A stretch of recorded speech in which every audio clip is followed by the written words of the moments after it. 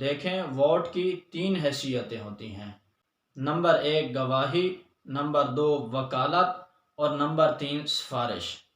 Number 1 گواہی اس طرح کہ ووٹ دینے والا اپنے حلقے میں کھڑے ہونے والے جس امیدوار کے حق میں ووٹ دے رہا ہے، گویا وہ اس بات کی گواہی دے رہا ہے کہ یہ امیدوار امانت دار بھی ہے، ضمیر فروش نہیں ہے، یہ اہل بھی ہے اور قابل بھی ہے۔ اور نمبر 2 وکالت، یعنی یہ بندہ جس امیدوار کو ووٹ دے رہا ہے، گویا یہ اس کو اپنا نمائندہ اور وکیل بنا رہا ہے۔